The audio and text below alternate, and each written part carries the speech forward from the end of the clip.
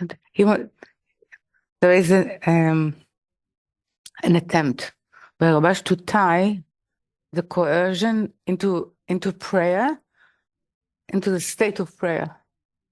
What actually constitutes prayer? Okay, so he's saying, okay, what is actually the true power of Amalek and why actually he has that kind of power? It comes from it it has different names in different stages of the thickness of the will to receive to oneself. So once it's called Amalek, and when it's getting its name, it's when there is a transfer of the entity of Israel, I mean, as a spiritual entity, from a private family constitution to a nation constitution. Oh. I mean, when there is sort of something that you need to reckon with.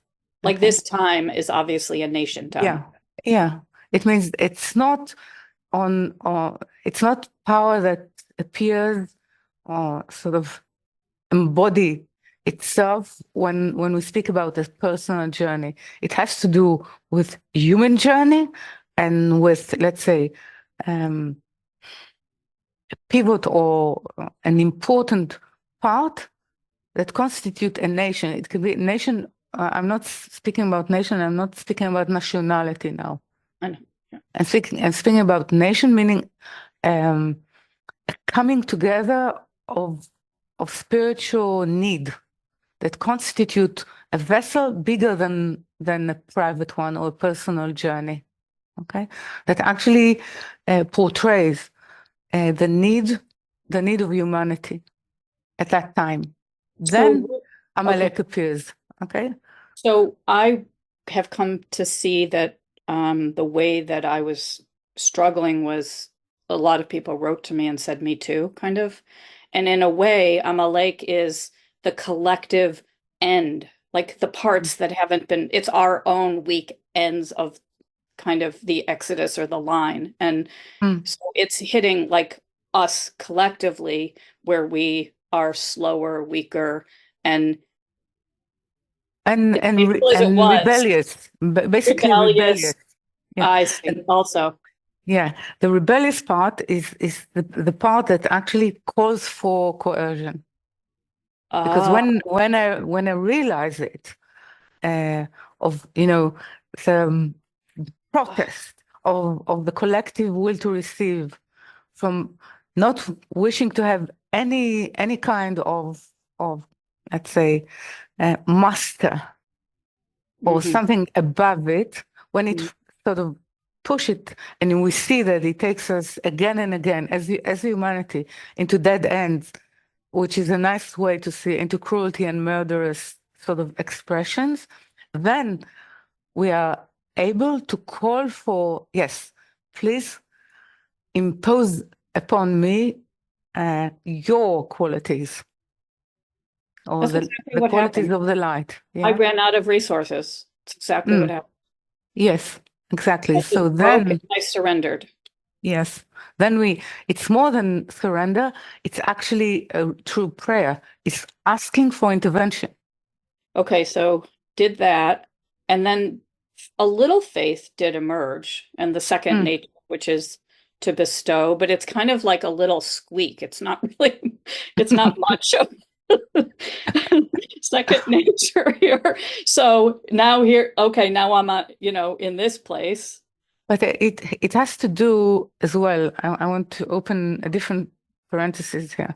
Okay. What you describe now is actually the trap of imagination that the will to receive to ourselves always uh, sort of set up for us when there is sort of kind of uh, a desperation from ourselves and a true need. Mhm. When a true need emerges, then the will to receive say yes, but it's so little and so weak. Mm. it actually does not have the power to battle and to go to war with those strong powers of darkness. We belittle the light. I got it. Yeah. It's So so don't. sticky, really. It is. It is.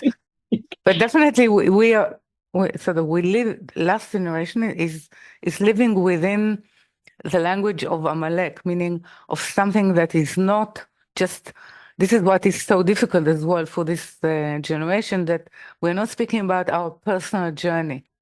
Mm. It's not our personal spiritual accomplishment. No one is interested in that. And that is something that truly the will to receive to oneself will rebel against, because it wants first to see that at least I will have a memorial stone in the spiritual world for my effort. I'm willing to invest in that. Okay, but it's not. Okay? Right. It's nothing to do with that. And that is the first, let's say, battlefield of our generation, to actually give up the person in order to gain the true identity of our individual spirit. I think And this that, is why it needs to shatter.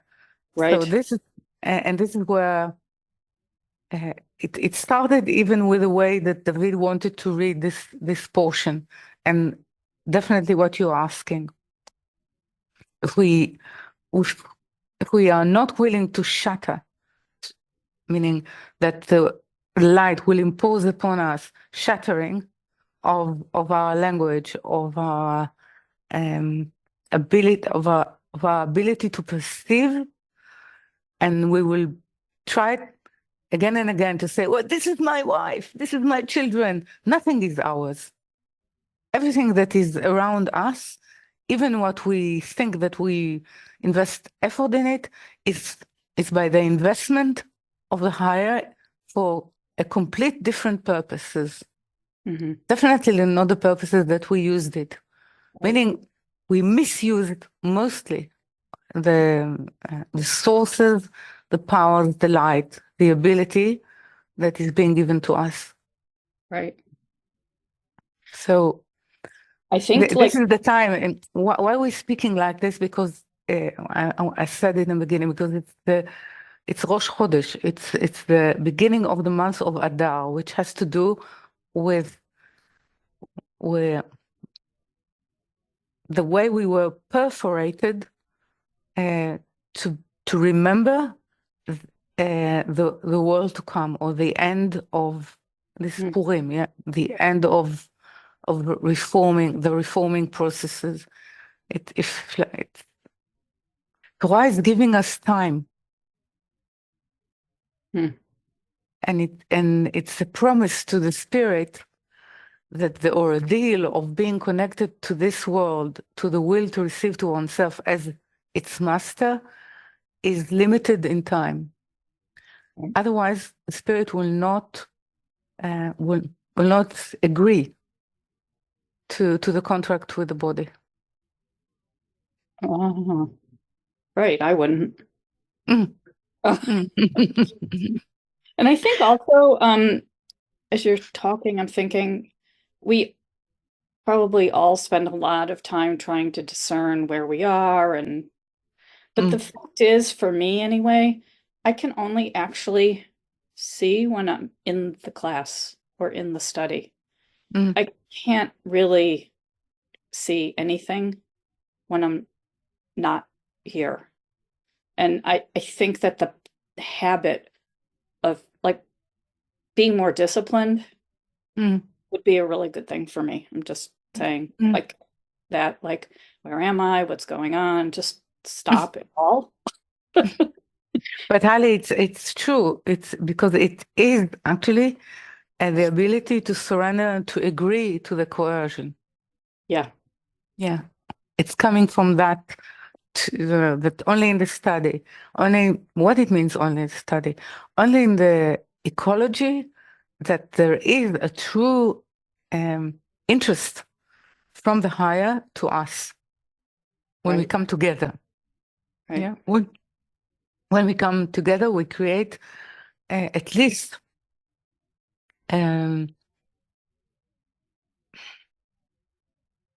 we create a voice, a vessel, meaning an ability to call together, together for the need. And only the higher is interested in the collective voice, in the collective sound. Yeah. Yeah. So this is why only within the study.